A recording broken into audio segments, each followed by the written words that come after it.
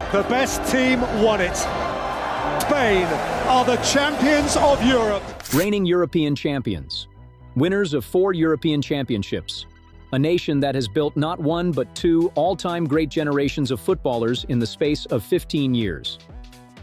Spain arrive at the 2026 World Cup as one of the favorites. Possibly the favorite. And their biggest problem is this: they might not be able to field their best team. Rodri, the best defensive midfielder in the world. Cleared by Allen and Rodri! The reigning Ballon d'Or winner spent most of 2024-2025 on a treatment table. Nico Williams. One half of the most terrifying wide partnership in international football has been battling a persistent injury that kept him out of the March camp. Gavi, a player many consider generationally gifted, has lost 2 seasons to the operating theater. Fabián Ruiz, injured since January. Mikel Merino, a broken foot. 5 of their best players, 5 injury question marks. And here's what makes this squad genuinely frightening. Even with all of that, they are still one of the 2 or 3 best squads at this tournament. Spain have one of the best squads in the world. The question is whether they can get it on the pitch. Spain have a goalkeeping debate that most nations would envy enormously. Unai Simon is the established number 1. He was in goal when Spain lifted the Euro 2024 trophy, and he is the undisputed starter under Luis de la Fuente. In 2025-2026 at Athletic Bilbao, he has played 47 matches and kept 13 clean sheets. He is experienced, composed, and trusted at the highest level. But David Raya makes the conversation interesting. Arsenal's defense celebrates. How did that not go in? At Arsenal, Raya has kept 23 clean sheets in 43 matches in 2025-2026, a save percentage of 74.3%, comfortably better than Simon's 66.1%. He is one of the best goalkeepers in the Premier League. The data makes a case. De la Fuente, for now, sticks with Simon, but the question will not go away. Alejandro Ramiro and Joan Garcia, the latter receiving his first-ever senior call-up in March 2026, provide the depth. Neither will start a World Cup match unless something goes badly wrong. Spain's defensive generation is one of the most exciting in world football right now. And unusually for a backline, the most interesting stories are about youth. Pau Cubarsí is 18 years old. Read that again, 18. And he is a starting center-back for Barcelona, the Barcelona of Hansi Flick that has dominated La Liga and reached the Champions League quarterfinals. In 2 seasons, Cubarsí has played over 8,000 minutes of football at the highest level. He is calm, precise, and reads the game like a player a decade older. He is not a prospect. He is already here. Dean Huijsen is the other half of what could be Spain's center-back partnership for the next 10 years. Born in Rome, raised in England, he chose Spain, and Real Madrid chose him. In 2025-2026, 37 matches at the Bernabeu, present in the Champions League quarterfinals against Bayern Munich. He is 20 years old with the composure of a veteran. The journey from Bournemouth to Real Madrid in a single transfer window tells you everything about how quickly the football world noticed him. Aymeric Laporte is the experience in the room. Get in here. What a reach by Laporte. He was the anchor of Spain's Euro 2024 defense, spent a season at Al Nassr, and returned to European football with Athletic Bilbao this season. At 31, he is the oldest outfield starter in this defensive unit, and he may be its most important, simply because he has already won everything and knows what a tournament demands. At left back, Spain have a decision that is almost impossible to make. Alejandro Grimaldo at Bayer Leverkusen has produced 14 goals and 11 assists in 2025-2026 alone. Got anything? Oh, he's got everything! 25 goals and 23 assists across 2 seasons from the left-back position. That is not a typo. Those are numbers that most forwards would accept gladly. He is one of the most dangerous attacking fullbacks in world football.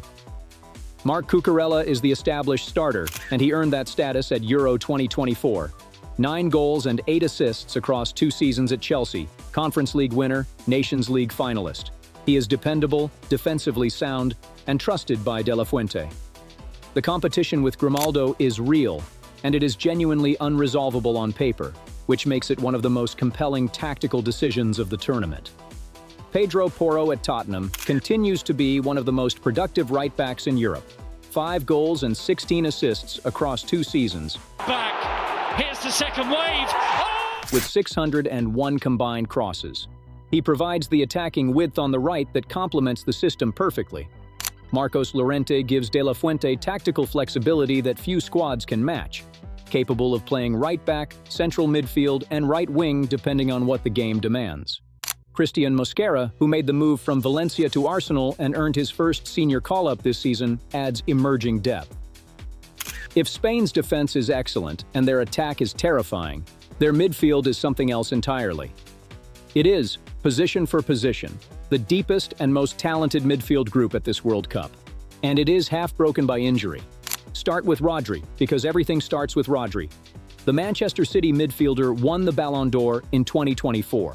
He was the best player in the world that year, not by a narrow margin, but by the kind of consensus that is rare in modern football. Then in September 2024, he suffered a serious knee injury that took him off the pitch for most of the season. In 2025-2026, he has returned. 34 matches, growing confidence, present in both March friendlies. The question is not whether Rodri is good enough.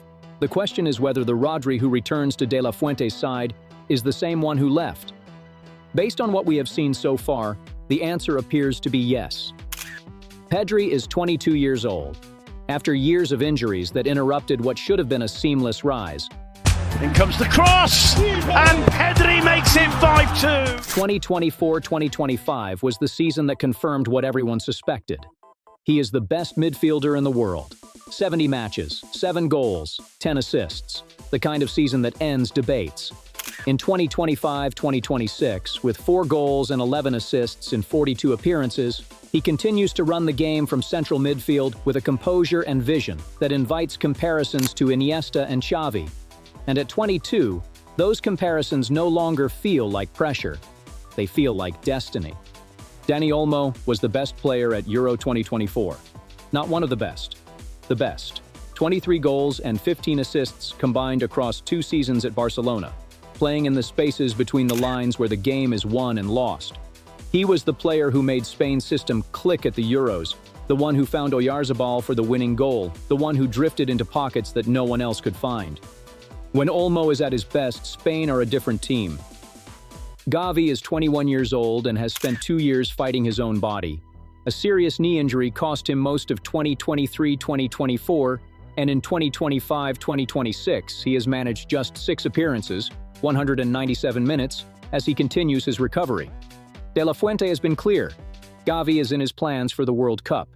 If he arrives fit, he adds a dimension of intensity and creativity that no one else in this squad provides. But 2 years of injury have made certainty impossible, and the clock is ticking. Fabián Ruiz had one of the great seasons of any Spanish midfielder in recent memory in 2024-2025. 8 goals and 12 assists in 71 matches as PSG won the Champions League, the Ligue 1 title, and the Coupe de France. He was one of the best central midfielders in Europe. Then in January 2026, a knee injury ended his season. He is racing to be fit for the summer. If he makes it, Spain's midfield becomes almost unfair. If he doesn't, De La Fuente loses a player who was irreplaceable in the way Spain build from deep. Mikel Merino has reinvented himself at Arsenal under Mikel Arteta. 24 goals and 8 assists across 2 seasons. Numbers that make no sense for a central midfielder until you watch him play as a false 9, arriving late into the box with the timing of a striker. A broken foot in early 2026 put him in the same waiting room as Gavi and Fabián Ruiz. If all 3 return fit, Spain's midfield is the deepest in tournament football. If none of them do, De La Fuente still has Rodri, Pedri, Olmo, Zubimendi, and Fermín, which tells you everything about the embarrassment of riches this squad represents. Martín Zubimendi made the move from Real Sociedad to Arsenal and became one of the Premier League's best defensive midfielders in a single season. 11 goals and 5 assists combined across 2 campaigns, present in every major Spain camp. Fermín López at Barcelona has been extraordinary in 2025-2026, with 12 goals and 17 assists. The latter figure placing him among the most creative midfielders in La Liga. Pablo Fornals provides experienced, versatile cover across multiple midfield positions. And then there is the attack. If everything else about this Spain squad is excellent, the attack is something the game has not seen before. Lamine Yamal is 18 years old. 18, and in the last 2 seasons he has scored 44 goals and contributed 44 assists for Barcelona, in La Liga and the Champions League, against the best defenders in the world. At 17, he scored in a European Championship semi-final against France on the day of his birthday. He was the best young player at the Euros. He may have been the best player at the Euros. In 2025-2026, 22 goals and 20 assists in 47 matches. Numbers that no 18-year-old has produced in the history of European football at this level. He is not the future of Spanish football. He is the present. He is, right now, one of the 2 or 3 best players on the planet, and he is still a teenager. Nico Williams is the other half of what Euro 2024 confirmed as the most devastating wide partnership in international football.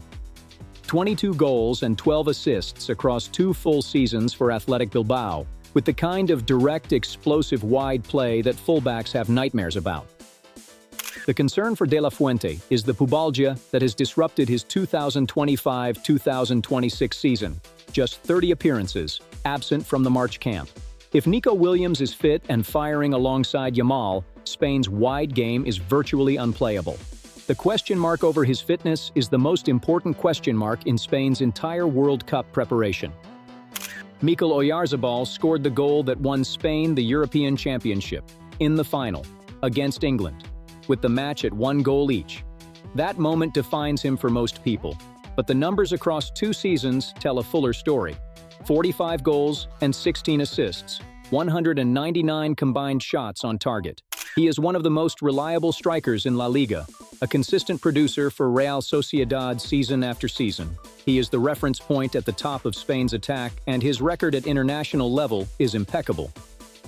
Behind the front 3, De La Fuente has options that most managers would build entire teams around. Ferran Torres has produced 40 goals and 11 assists across 2 seasons as a squad player at Barcelona, consistently effective from the bench, capable of playing across all 3 forward positions. Yeremy Pino brings direct pace from his new home at Crystal Palace.